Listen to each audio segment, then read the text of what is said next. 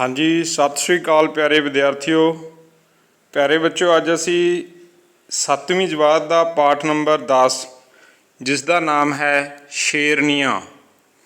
यह ਸਾਹਿਤ रूप कहानी है जिन्होंने लेखक कुलवंत सिंह विरक जी ने लिखा है।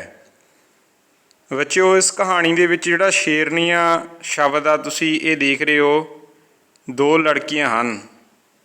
इन्हां दा नाम बिल्कुल आखिर दे विच कवि ने दसिया है, वीना ते सरोज। ये जिहड़ियां दो लड़कियां साइकिल ते खड़ियां हन, इन्हां दे नाम हैं वीना ते सरोज। ये पिछे पग वाले लेखक हैं ते ये उन्हां दी लेखक दी पत्नी है।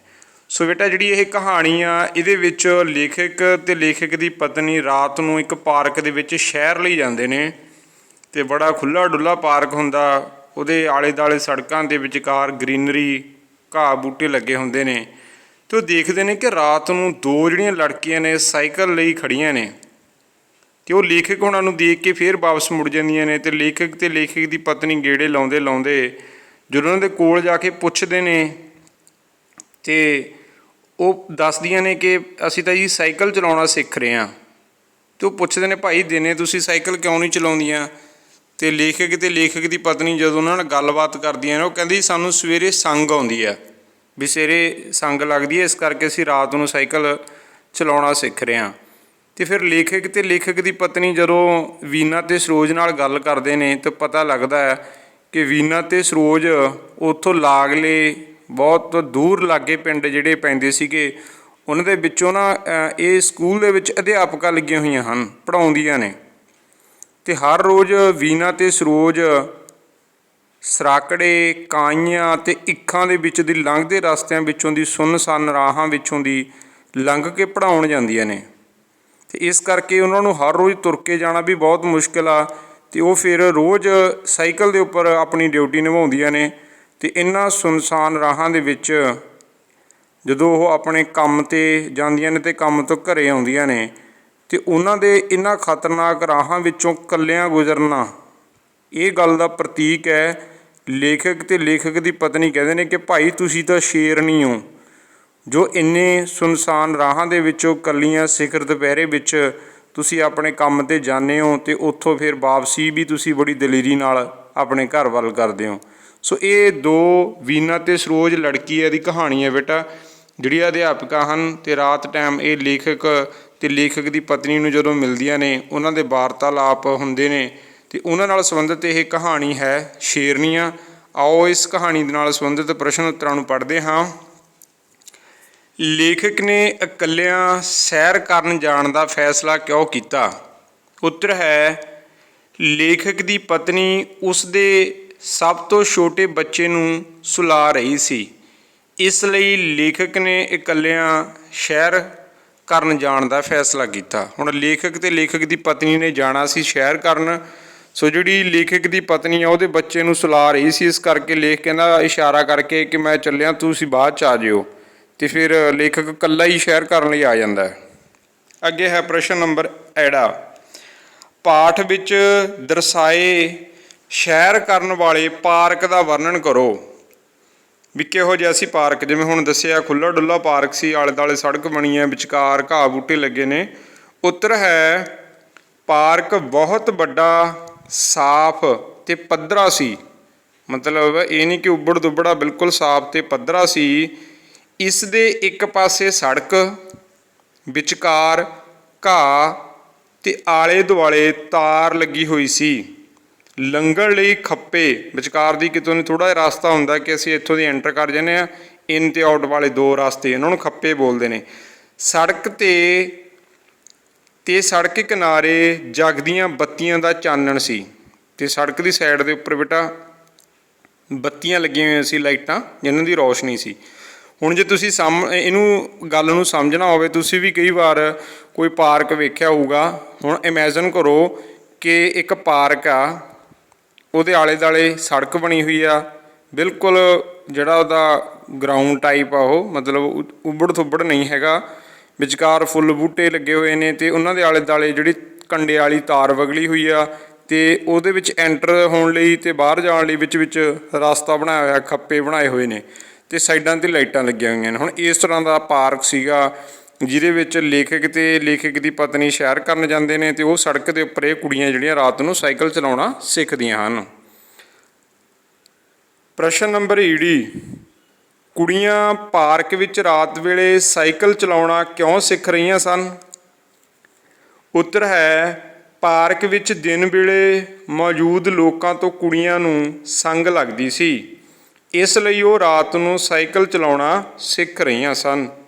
ਹੁਣ ਜਦੋਂ ਲੇਖਕ ਤੇ ਲੇਖਕ ਦੀ ਪਤਨੀ ਨੇ ਪੁੱਛਿਆ ਭਾਈ ਤੁਸੀਂ ਰਾਤ ਨੂੰ ਕਿਉਂ ਚਲਾ ਰਹੇ ਹੋ ਸਾਈਕਲ, ਉਹ ਕਹਿੰਦੇ ਜੀ ਦਿਨੇ ਜਿਹੜੇ ਲੋਕ ਮੌਜੂਦ ਹੁੰਦੇ ਨੇ ਸਾਨੂੰ ਉਹਨਾਂ ਤੋਂ ਸੰਗ ਆਉਂਦੀ ਆ, ਇਸ ਕਰਕੇ ਅਸੀਂ ਰਾਤ ਨੂੰ ਸਾਈਕਲ ਚਲਾਉਣਾ ਸਿੱਖ ਰਹੇ ਹਾਂ। ਪ੍ਰਸ਼ਨ ਨੰਬਰ ਸੱਸਾ, ਇਸ ਕਹਾਣੀ ਵਿੱਚ ਲੜਕੀਆਂ ਨੂੰ ਸ਼ੇਰਨੀਆਂ ਕਿਉਂ ਕਿਹਾ ਗਿਆ ਹੈ? ਜਿਵੇਂ ਹੁਣੀ ਤੁਹਾਨੂੰ ਦੱਸਿਆ ਬੇਟਾ, ਉੱਤਰ ਹੈ ਲੜਕੀਆਂ ਦੂਰ ਦੁਰਾਡੇ ਦੇ ਪਿੰਡਾਂ ਵਿੱਚ ਇਕੱਲੀਆਂ ਜਾ ਕੇ ਨੌਕਰੀ ਕਰਦੀਆਂ ਸਨ, ਇਸ ਲਈ ਉਹਨਾਂ ਦੀ ਬਹਾਦਰੀ ਤੇ ਹੌਸਲੇ ਕਾਰਨ ਲੜਕੀਆਂ ਨੂੰ ਸ਼ੇਰਨੀਆਂ ਕਿਹਾ ਗਿਆ ਹੈ। ਹੁਣ ਬੇਟਾ ਦੱਸੀਏ ਤੁਹਾਨੂੰ, ਪਹਿਲਾਂ ਨਾ ਮਤਲਬ ਪੱਕੀਆਂ ਸੜਕਾਂ ਨਹੀਂ ਸੀ ਹੁੰਦੀਆਂ, ਪਹਿਲਾਂ ਕੱਚੇ ਰਾਸਤੇ ਹੁੰਦੇ, ਉਹਨਾਂ ਦੇ ਆਲੇ ਦੁਆਲੇ ਕਾਹੀਂ, ਸਰਾਕੜਾ, ਇਹਨੂੰ ਸੰਭਾਲੂ ਵੀ ਬੋਲ ਦਿੰਦੇ ਹੁੰਦੇ ਸੀ, ਜਿਹੜੇ ਪੁਰਾਣੇ ਬੂਟੇ ਹੁੰਦੇ ਸੀ, ਸਰਾਕੜਾ, ਕਾਹੀਂ, ਕਿੱਕਰਾਂ, ਟਾਹਲੀਆਂ, ਇੱਖ ਲੱਗੇ ਹੋਣੇ, ਕਿਤੇ ਕਿਤੇ ਬਾਜਰੇ ਬੀਜੇ ਹੋਣੇ, ਹੈ ਨਾ, ਮੱਕੀਆਂ ਹੋਣੀਆਂ, ਅਤੇ ਉਹ ਸ਼ੈਂ ਸ਼ੈਂ ਕਰਦੇ ਰਾਸਤੇ ਹੁੰਦੇ ਸੀ। ਡਰ ਆਉਂਦਾ ਸੀ ਵੀ ਕਿਤੋਂ ਕੋਈ ਚੋਰ, ਕੋਈ ਠੱਗ ਜਾਂ ਕੋਈ ਲੁਟੇਰਾ ਜਾਂ ਕੋਈ ਗਲਤ ਅਨਸਰ ਇਹਨਾਂ ਨਿਕਲਿਆ ਹੋਵੇ। ਜਿਹੜੀਆਂ ਕੁੜੀਆਂ ਸੀ ਇਹਨਾਂ ਰਾਹਾਂ ਦੇ ਵਿੱਚ ਹਰ ਰੋਜ਼ ਸਵੇਰੇ ਜਾਂਦੀਆਂ ਅਤੇ ਬਾਅਦ ਦੁਪਹਿਰ ਵਾਪਸ ਆਉਂਦੀਆਂ। ਅਤੇ ਲੇਖਕ ਕਹਿੰਦਾ ਭਾਈ ਐਡੇ ਜੰਗਲ ਵਰਗੇ ਰਾਸਤੇ 'ਚੋਂ ਤੁਸੀਂ ਸਾਈਕਲਾਂ 'ਤੇ ਜਾਂਦੇ ਹੋ ਅਤੇ ਤੁਸੀਂ ਤਾਂ ਕਿਸੇ ਸ਼ੇਰਨੀਆਂ ਤੋਂ ਘੱਟ ਨਹੀਂ। ਸੋ ਇਹ ਪਾਠ ਦਾ ਨਾਮ ਵੀ ਬੇਟਾ ਇਹਨਾਂ ਦੇ ਐਸੇ ਖਤਰਨਾਕ ਰਾਸਤਿਆਂ ਵਿੱਚੋਂ ਰੋਜ਼ ਗੁਜ਼ਰਨ ਕਰਕੇ ਰੱਖਿਆ ਗਿਆ ਹੈ, ਸ਼ੇਰਨੀਆਂ। ਸੋ ਇਹ ਹੈ ਮਤਲਬ ਇਸ ਕਹਾਣੀ ਦਾ ਮੇਨ ਟੌਪਿਕ ਵੀ ਉਹਨਾਂ ਨੂੰ ਸ਼ੇਰਨੀਆਂ ਕਿਉਂ ਕਿਹਾ ਗਿਆ, ਕਿ ਉਹ ਖਤਰਨਾਕ ਇਲਾਕਿਆਂ ਵਿੱਚੋਂ ਦੀ ਹੁੰਦੀਆਂ ਹੋਈਆਂ ਜਾਂ ਖਤਰਨਾਕ ਜਿਹੜੇ ਰਾਸਤੇ ਸੀ ਉਹਨਾਂ ਵਿੱਚੋਂ ਦੀ ਹੁੰਦੀਆਂ ਹੋਈਆਂ ਪੜ੍ਹਾਉਣ ਜਾਂਦੀਆਂ ਨੇ, ਇਸ ਕਰਕੇ ਉਹਨਾਂ ਨੂੰ ਸ਼ੇਰਨੀਆਂ ਕਿਹਾ ਗਿਆ। ਅੱਗੇ ਹੈਗਾ ਪ੍ਰਸ਼ਨ ਨੰਬਰ ਹਾਹਾ, ਲੇਖਕ ਦੀ ਪਤਨੀ ਨਾਲ ਫਿਰੋਜ਼ਪੁਰ ਵਿਖੇ ਕਿਹੜੀ ਘਟਨਾ ਵਾਪਰੀ? ਹੁਣ ਬੇਟਾ ਉੱਥੇ ਇੱਕ ਘਟਨਾ ਸੀ, ਇੱਕ ਨਾ ਕੁੜੀ ਤੇਜ਼ ਤੇ ਤੁਰੀ ਜਾ ਰਹੀ ਸੀ, ਲੇਖਕ ਦੀ ਪਤਨੀ ਨੂੰ ਲੱਗਿਆ ਵੀ ਇਹਦੇ ਪਿੱਛੇ ਬਾਕੀ ਕੋਈ ਪਿਆ ਹੋਊ। ਲੇਖਕ ਦੀ ਪਤਨੀ ਉਹਦੇ ਪਿੱਛੇ ਪਿੱਛੇ ਪਿੱਛੇ ਪਿੱਛੇ ਗਈ, ਉਹ ਜਲਦੀ ਜਲਦੀ ਫਟਾਫਟ ਆਪਣੇ ਦਫ਼ਤਰ 'ਚ ਜਾ ਕੇ ਵੜ ਗਈ। ਹੁਣ ਜਦੋਂ ਉਹਨਾਂ ਨੂੰ ਪੁੱਛਿਆ ਗਿਆ ਤਾਂ ਪਤਾ ਲੱਗਿਆ ਕਿ ਜੀ ਮੈਂ ਤਾਂ ਲੇਟ ਹੋ ਗਈ ਸੀ ਤਾਂ ਕਰਕੇ ਇੰਨੀ ਤੇਜ਼ੀ ਨਾਲ ਜਾ ਰਹੀ ਸੀ। ਅਤੇ ਉਹਨੂੰ ਹਾਸਾ ਆਉਂਦਾ ਕਿ ਮੈਂ ਦੇਖ ਲਓ ਵੀ ਕਿੱਦਾਂ ਦੀ ਗੱਲ ਹੋ ਗਈ ਸੀ, ਮੈਨੂੰ ਲੱਗਿਆ ਵੀ ਇਹਦੇ ਕੋਈ ਮਗਰ ਪਿਆ ਜਿਹੜੀ ਇੰਨੀ ਤੇਜ਼ ਤੇਜ਼ ਭੱਜੀ ਜਾ ਰਹੀ ਹੈ। ਬਟ ਉਹ ਲੇਟ ਹੋ ਗਈ ਸੀ ਕੁੜੀ, ਅਤੇ ਪੁੱਛਣ 'ਤੇ ਉਹਨੂੰ ਹਾਸਾ ਆਇਆ ਕਿ ਇਹ ਤਾਂ ਮਖੌਲ ਹੋ ਗਿਆ ਮੇਰੇ ਨਾਲ, ਮੈਨੂੰ ਤਾਂ ਇਹ ਸੀ ਵੀ ਇਹਦੇ ਮਗਰ ਪਿਆ ਹੋਊਗਾ ਕੋਈ, ਮੈਂ ਤਾਂ ਆਈ ਸੀ ਇਹਦੇ ਪਿੱਛੇ।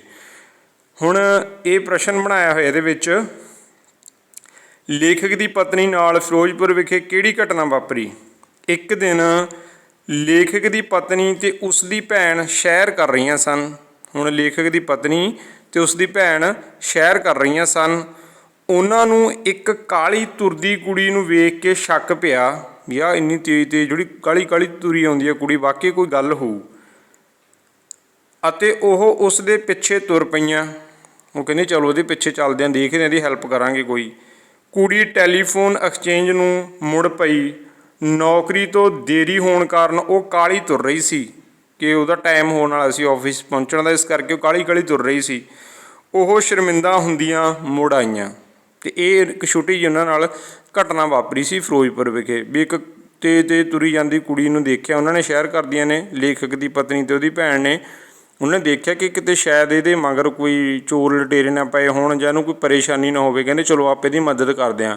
ਉਹਦੇ ਪਿੱਛੇ ਪਿੱਛੇ ਪਿੱਛੇ ਗਈਆਂ, ਅਤੇ ਜਦੋਂ ਦੇਖਿਆ ਕੋਈ ਜਿਹਦਾ ਆਫਿਸ ਦਾ ਟਾਈਮ ਹੋਊਗਾ ਕੋਈ 8 ਵਜੇ ਦਾ ਜਾਂ 9 ਵਜੇ ਦਾ, ਉਹ ਉਸ ਹਿਸਾਬ ਨਾਲ ਆਪਣੇ ਆਫਿਸ ਚਲੀ ਗਈ। ਅਤੇ ਉਹਨਾਂ ਨੂੰ ਬੜਾ ਹਾਸਾ ਆਇਆ, ਸ਼ਰਮਿੰਦਗੀ ਹੋਈ ਕਿ ਅਸੀਂ ਤਾਂ ਇਹਦੀ ਮਦਦ ਕਰਨ ਲਈ ਆਈਆਂ ਸੀ, ਬਟ ਇਹ ਤਾਂ ਆਪਣੀ ਨੌਕਰੀ 'ਤੇ ਜਾਂ ਆਪਣੇ ਜੋ ਵੀ ਉਹਦਾ ਆਫਿਸ ਆ ਟਾਈਮ 'ਤੇ ਪਹੁੰਚਣ ਲਈ ਕਾਹਲੀ ਕਾਹਲੀ ਤੁਰ ਰਹੀ ਸੀ। ਸੋ ਇਹ ਇੱਕ ਛੋਟੀ ਜਿਹੀ ਘਟਨਾ ਸੀ।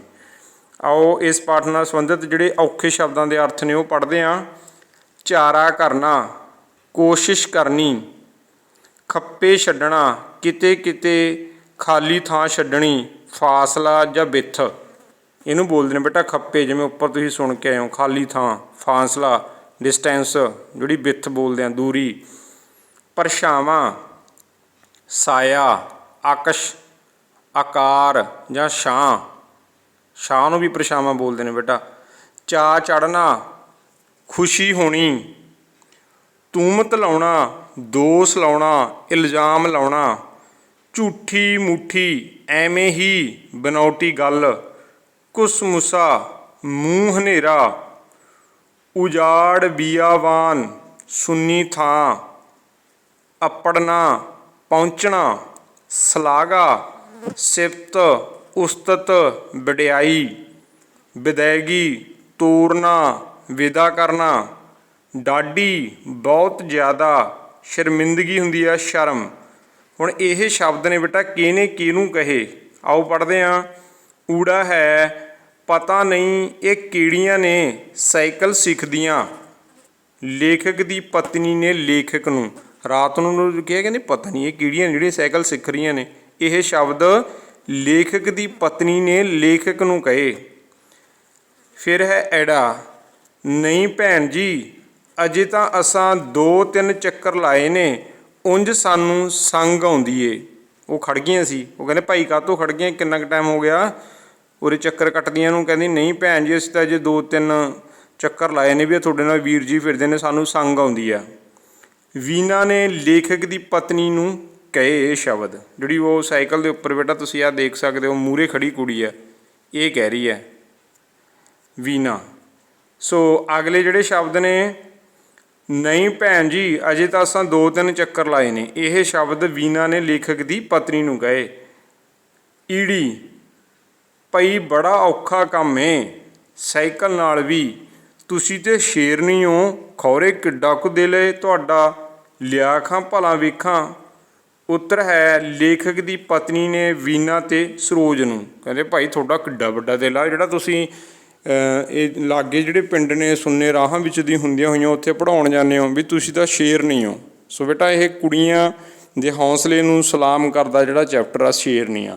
सो ये सन ये शब्द किहने किहनूं कहे, ये सन औखे शब्दां दे अर्थ ते इस पाठ दे प्रश्न उत्तर।